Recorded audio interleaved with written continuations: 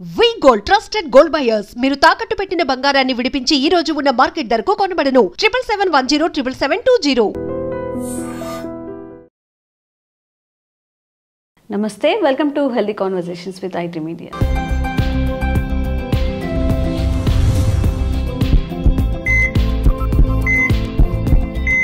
నేను మీ ఝాన్సీ. సో ఈరోజు మనతో ఉన్నారు వంటింటి చిట్కాలకు కేట్ ఆఫ్ అటర్స్ అయిన మధుసూదన్ శర్మ గారు, ఎండి ఇన్ ఆయుర్వేద. చాలా మందిలో బెల్లీ ఫ్యాట్ అనేది ఇప్పుడు అందరికీ చాలా పెద్ద సమస్యగా అయిపోయింది. చిన్న పెద్ద అనే తేడా లేకుండా బెల్లీ ఫ్యాట్ బాగా పెరిగిపోవడం వల్ల చాలా రకాల వ్యాధులు వస్తాయని చెప్తున్నారు. మరి ఈ బెల్లీ ఫ్యాట్ని తగ్గించుకోవాలి అంటే మనం ఏం చేయాల్సి ఉంటుంది, దీని గురించి మాట్లాడదాము. నమస్తే సార్. నమస్తే. అసలు బెల్లీ ఫ్యాట్ ఎందుకు వస్తుంది అంటే పెద్దవాళ్ళలోనే కాదు, చిన్న పిల్లల్లో కూడా ఇప్పుడు చాలా బెల్లి ఎక్కువగా ఉన్న వాళ్ళని మనం చూస్తూ ఉంటాము. దీని నుంచి బయటపడాలంటే మనం ఏం చేయాల్సి ఉంటుంది? కారణం ప్రధానంగా శారీరక శ్రమ లేకపోవడం, ఎప్పుడు కూర్చొని ఉండడం, ఎక్కువ శాతం మందిలో ఇదే జరుగుతుంటాం. అందుకే చిన్న వయసు నుంచే ఈ బెల్లీ ఫ్యాట్ మొదలవుతుంది. సర్వసాధారణంగా బెల్లీ ఫ్యాటు మగవాళ్లకు ఆడవాళ్లకు ఇద్దరికీ ఈ మధ్యకాలంలో చిన్న వయసులో వస్తున్నప్పటికీ మగవాళ్లలో మరీ ఎక్కువగా వచ్చేటువంటి పరిస్థితి ఏర్పడుతుందమ్మా. కారణం ఏంటంటే మగవాళ్లలో దేహంలో అధికంగా సంచితమైనటువంటి కొవ్వు ఈ పొట్ట భాగంలో ఉన్నటువంటి కొవ్వు కణాల్లో మొట్టమొదటి జరగడం మొదలవుతుంది, తిష్ట వేసుకోవడం మొదలవుతుంది. ఆడవాళ్లలో ఈ యొక్క తొడల భాగంలో, అదేవిధంగా పిరుదుల భాగంలో, ఈ భాగంలో, పొత్తికడు భాగంలో, ఈ భాగంలో ఆడవాళ్ళలో ఈ యొక్క బెల్లి యొక్క ఫ్యాట్ చేరడం మొదలవుతుందన్నమాట. కాబట్టి అంటే మగవాళ్ళలోనే మనకు ఎక్కువ కనిపిస్తూ ఉంటుంది అన్నమాట. సో ఆడవాళ్ళలో ఫస్ట్ ఆ భాగాలంతా కొవ్వు పేరుకున్న తర్వాతనే జనరల్గా పొట్ట భాగంలోకి మొదలవుతుంది. కానీ మగవాళ్ళకి మాత్రం మొట్టమొదటి భాగంలో పొట్ట భాగంలో ఇది అయిన తర్వాత క్రమక్రమంగా ఈ తొడల భాగంలో, పిరుదుల భాగంలో ఇదంతా మొదలు కావడం జరుగుతుందమ్మా ఇన్ జనరల్గా. దీనికి కారణం ఏంటంటే ఈ కార్బోహైడ్రేట్ ఫుడ్ విపరీతంగా తీసుకోవడం, సెడెంటరీ లైఫ్ ఒకటి. రెండవది ఏమంటే ఈ junk food, fast foods, bakery foods, ice creams, what not else ఇవన్నీ తీసుకోవడము.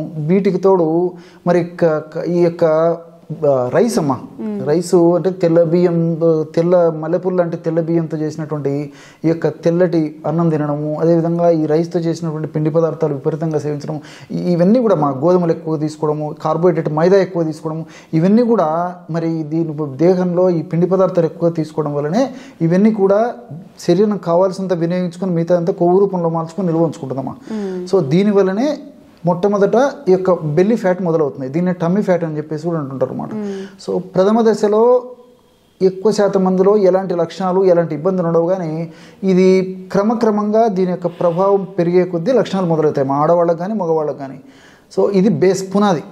సో దీన్ని ఎప్పుడైతే నిర్లక్ష్యం చేశారో అప్పుడు క్రమక్రమంగా ఈ యొక్క ప్రభావం చేత స్థూలకాయం రావడము, షుగర్ రావడము, హార్మోన్ల అస్తవ్యస్తత రావడము, అదేవిధంగా వివాహమైన తర్వాత కూడా సంతానానికి సంబంధించినటువంటి ఇబ్బందులు కలిగేటువంటి పరిస్థితి ఏర్పడుతుండడము, ఆయాసం రావడము, తర్వాత కొన్ని రకాల అలర్జీ సమస్యలు రావడము, మోకాళ్ళ నొప్పులు రావడము, ఒకటేమిటమ్మా. అందుకే పునాది ఇది అయిపోతుంది అనమాట. కాబట్టి ఎటువంటి పరిస్థితుల్లో నిర్లక్ష్యం చేయకూడదమ్మా. సో ఈ గత కొన్ని వీడియోల్లో కూడా మరి ఎలాంటి ఆహారం తీసుకోవాలి, ఎలాంటి ఎక్సర్సైజ్ చేయాలని చెప్పేసి కూడా సవివరంగా కూడా నేను కొన్ని వీడియోలో చెప్పడం జరిగింది. ఈ నేపథ్యంలో ఈ ప్రస్తుతం వీడియోలో మంచి రెమెడీ చెప్తాను చూడండి అమ్మా. సో ఈ రెమెడీకి ఓపికగా నిర్లక్ష్యం చేయకుండా, దాని మీద మరి ఏమర్పాటు కాకుండా, ఇదేం పనిచేస్తున్నటువంటి ఆ యొక్క భావన లేకుండా నేను చెప్పినటువంటి పద్ధతిలో వాడుకోవడం వల్ల ఈ యొక్క బెల్లీ ఫ్యాట్ నుంచి బయటపడడం కష్టమేం కాదమ్మా. కొంచెం నేను చెప్పినట్టు పద్ధతి ప్రకారం మందులు వాడుకున్నట్లయితే, ఈ యొక్క ఔషధాన్ని వాడుకున్నట్లయితే మరి అత్యంత విలువైనటువంటి, అత్యంత ఖరీదైనటువంటి ఔషధాల జోలికి వెళ్లకుండా, సైడ్ ఎఫెక్ట్స్ వచ్చేటువంటి ఔషధాల జోలికి కూడా వెళ్లకుండా మన ఇంట్లో దొరికేటువంటి పదార్థాలతోనే, ఆహార పదార్థాలతో వాడి ఆ యొక్క సమస్య నుంచి బయటపడవచ్చమ్మా. సో ఈ బెల్లీ ఫ్యాట్కు ఎలాంటి ఔషధాన్ని మనం తయారు చేసుకుని వాడుకోవాలంటే కేవలం రెండు పదార్థాలు. మొట్టమొదటిది అల్లం. దీన్నే ఆర్ద్రక్ అని చెప్పేసి కూడా కొన్ని ప్రాంతాల్లో పిలుస్తుంటారు, జింజర్ అనేటువంటి పేరుతో పిలుస్తారు. సో మనకి సంవత్సరం అంతా మన ఇళ్లలో ఉంటుంది, అదేవిధంగా మార్కెట్లో కూడా సంవత్సరం అంతా మనకు లభ్యమవుతుంటుంది, దొరకని పదార్థం అయితే కాదు. అల్లము ఫ్యాట్ను కరిగించేటువంటి వాటిల్లో చాలా అద్భుతంగా పనిచేసేటువంటి అగ్రస్థానంలో ఉండేటువంటి ఆహార ద్రవ్యాల్లో అల్లం కూడా ఒకటమ్మా. అల్లంలో ఈ జింజరాలు, తర్వాత ఈ షాగోలు, కుర్కుమిన్స్, ఇలాంటి అనేక రకాల రసాయన పదార్థాలు ఉన్నాయి. రెండవది ఏంటంటే ఈ అల్లం యొక్క మరొక ప్రభావము, మనం తీసుకున్నటువంటి ఆహార పదార్థాల్లో ఉన్నటువంటి కొవ్వు, జనరల్గా కొవ్వు పదార్థాలు మనం తీసుకున్నప్పుడు కొవ్వు జీర్ణం కావడం వల్ల కొవ్వు పిండి పదార్థాలకు తోడు ఈ కొవ్వు కూడా డైరెక్ట్గా మరి రక్తంలో కొవ్వుకు సంబంధించిన పదార్థం కూడా కలవడం వల్ల మరింత త్వరగా ఆ బెల్లీ ఫ్యాట్ కానీ వెయిట్ కానీ వచ్చేదానికి అవకాశం ఉంటుందమ్మా. సో ఈ అల్లం ఏం చేస్తుంటామో అల్లంలో ఉన్న రసాయన పదార్థాలు మనం తీసుకున్నటువంటి ఆహార పదార్థాలు ఉన్నటువంటి కొవ్వును జీర్ణం కాకుండా దేహంలోకి పంపించకుండా బయటికి వెడలింపజేసేదానికి ఉపయోగపడుతుందమ్మా. దీనికి అంత అద్భుతమైనటువంటి శక్తి ఉంది. ఇందులో ఉన్నటువంటి ఈ కుర్కుమిన్ కానీ తర్వాత ఈ జింజరాల్స్ కానీ ప్రత్యక్షంగా పరోక్షంగా ఇవన్నీ ఉపయోగపడతాయి అన్నమాట. కాబట్టి ఈ దీంతో పాటు ఫ్యాట్ మెటబాలిజాన్ని వేగవంతం చేస్తుంది. బెల్లీ ఫ్యాట్ ఉన్నటువంటి వాళ్ళలో అదేవిధంగా వెయిట్ ఉన్నటువంటి వాళ్ళలో మెటబాలిజం స్లోగా ఉంటుందమ్మా. ఎప్పుడైతే మెటబాలిజం స్లోగా ఉంటుందో అప్పుడు ఫ్యాట్ బర్న్ కాదు. దీంతోపాటు అదనంగా వీళ్ళు రెగ్యులర్గా కూడా మరి క్యాలరీలకు మించినటువంటి అవసరానికి మించినటువంటి ఆహారం తీసుకోవడం వల్ల అదంతా కూడా మరి ఫ్యాట్ కింద మారిపోయి కొవ్వు కణాల్లో మరింత సంచితమైనటువంటి పరిస్థితి ఏర్పడుతుంది అనమాట. ఈ అల్లం వాడుకోవడం వల్ల ఆ యొక్క సమస్య నుంచి కూడా బయటపడవచ్చమ్మా. సో మెటబాలిజాన్ని వేగవంతం చేస్తుంది. మెటబాలిజం వేగవంతం అయితే ఫ్యాట్ బర్న్ స్పీడ్గా జరుగుతుంది. ఫ్యాట్ బర్న్ స్పీడ్గా జరిగితే న్యాచురల్గా ఆ యొక్క కొవ్వు కూడా తగ్గిపోవడం మొదలైపోతుంది. అంటే ఫ్యాట్ త్వరగా డిసింటిగ్రేట్ కరిగిపోయేదానికి అవకాశం ఉంటుంది. సో ఈ యొక్క అల్లాన్ని ఉదయం పరిగెడుపునేమ్మా, పొద్దున్నే మోంగడిగినటువంటి తక్షణమే పరిగెడుపునే 4 టీ స్పూన్లు అల్లము, ఇందులో 2 టీ స్పూన్లు స్వచ్ఛమైనటువంటి తేనె కలిపేశారు. 4 టీ స్పూన్లు అల్లం రసం అయితే 2 టీ స్పూన్లు తేనె కలిపేశారు. సో ఈ తేనెలో గుణం ఏంటంటేమా, తేనె వెంటనే రక్తంలో కలిసిపోతుంది, వెంటనే శక్తినిచ్చేందుకు ఉపయోగపడుతుంది. తేనెలో అనేక రకాలైనటువంటి పోషకాంశాలు ఉన్నాయమ్మా. సో ఈ పోషకాంశాలన్నీ కూడా మనకు దేహానికి ప్రత్యక్షంగా పరోక్షంగా చాలా చక్కగా ఉపయోగపడతాయి. పరోక్షంగా రెండవది తేనెలో ఉన్న గుణం ఏంటంటే ఈ మెటబాలిజం మీద కూడా ఇది పనిచేసేసి ఆ యొక్క మెటబాలిజం కూడా వేగవంతం పనిచేసేసి కొవ్వు కణాలు సమర్థవంతంగా పనిచేసేసి కొవ్వును త్వరగా కరిగేందుకు కూడా ఈ యొక్క తేనెలో ఉన్నటువంటి కొన్ని రసాయన పదార్థాలు కూడా ఉపయోగపడతాయి. తేనెలో ఉన్నటువంటి కొన్ని రసాయన పదార్థాలు కూడా ఉపయోగపడతాయి. సో ఈ 2 పదార్థాలు కలిపి వాడుకోవడం వల్ల ఫలితం చాలా త్వరగా ఉండేందుకు అవకాశం ఏర్పడుతూ ఉంటుంది. ఇక్కడ ఈ పద్ధతిలో వాడుకోవడం వల్ల కొంతమందిలో ఏమవుతుందంటే రోజు 2-3 సార్లు మోషన్స్ అయ్యేటువంటి పరిస్థితి కూడా మొదలవుతుందమ్మా. ఎందుకంటే అల్లంలో ఉన్నటువంటి కొన్ని రకాల రసాయన పదార్థాలు ప్రేవుల చలన శక్తిని కొంచెం పెంచడం వల్ల 2-3 సార్లు మోషన్ అయ్యేటువంటి పరిస్థితి ఏర్పడుతుందమ్మా. జనరల్గా 2-3 రోజులు 4-5 రోజులకు ఎక్కువ శాతం మందిలో అడ్జస్ట్ అయిపోతుందమ్మా.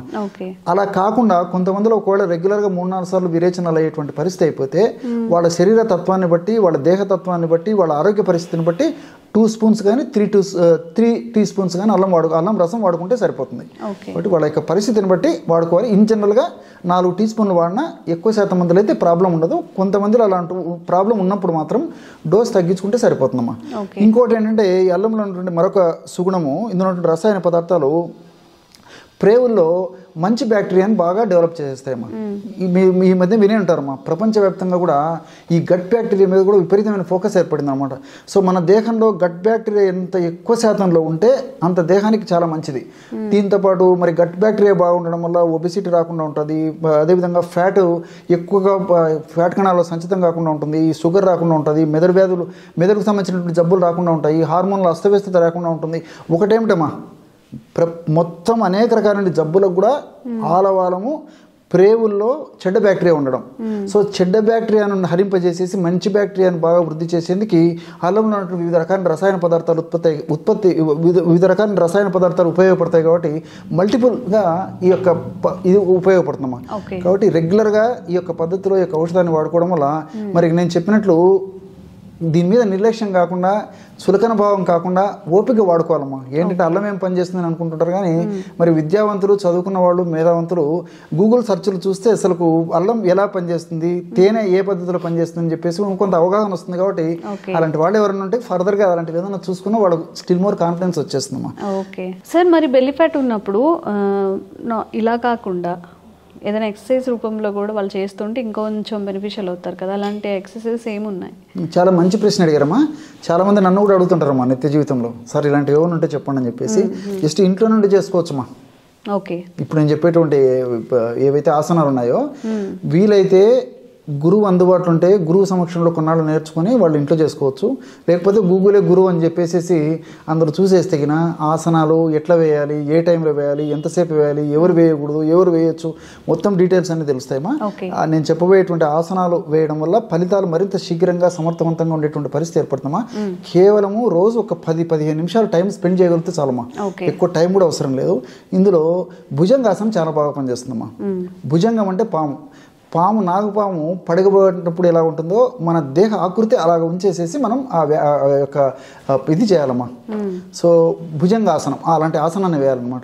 సో ఈ గూగుల్లో చూస్తే మనకు అర్థమైపోతుంది. దాన్ని కొద్దిసేపు వేసేయాలి. అదేవిధంగా దాని తర్వాత ఉష్ట్రాసనం. అంటే ఉష్ణం అంటే ఒంటె అనమాట. సో ఒంటె పాస్చర్ ఏ విధంగా అయిపోతుందో ఆ విధంగా మన దేహం ఇది మారిపోతుందమ్మా ఆసనం వేసినప్పుడు. సో భుజంగాసనం, ఉష్ట్రాసనము వీలుండి అవకాశం ఉండి సమయ ఇబ్బంది లేకపోతే 2 సార్లు చేయడం మరీ మంచిదమ్మా, ఉదయం సాయంత్రం. అలాంటి వీలు కాని వాళ్ళు కనీసం ఏదో ఒక్కసారి ఉదయం కానీ సాయంత్రం కానీ చేయడం వల్ల ఫలితాలు చాలా అనూహ్యంగా ఉండేటువంటి పరిస్థితి ఏర్పడుతుంది. కాబట్టి నేను చెప్పినటువంటి ఈ అల్లం రసము తేనె కలిపి వాడుకుంటూ ఈ భుజంగాసనం, ఉష్ట్రాసనం వాడుకోవడం వల్ల ఫలితాలు మరింత స్పీడ్గా ఉండేదానికి అవకాశం ఉంటుందమ్మా. ఓకేమ్మా. And for more videos, please subscribe to iDream. Please subscribe to iDream. Please subscribe iDream. And please subscribe to iDream. For more videos, subscribe to iDream. please like, share and subscribe to the channel. Congratulations, iDream. Subscribe to iDream. Subscribe to iDream. So subscribe to iDream Media. iDream ki iDream team andarki huge congratulations. Please subscribe iDream Media. Please subscribe to iDream. Subscribe iDream. Please subscribe to iDream. iDream అంటే నా కళల ఛానల్ను subscribe చేసుకున్న నోరు తిరుగుతలేదు, మీరైతే గంట గుర్తు కొట్టండి. For more such videos, please subscribe to iDream. Subscribe to iDream. Please subscribe to iDream. Please subscribe iDream Media. Please do subscribe to iDream. Please subscribe to iDream Media. For best entertainment and information, please subscribe iDream. And don't forget to subscribe to iDream.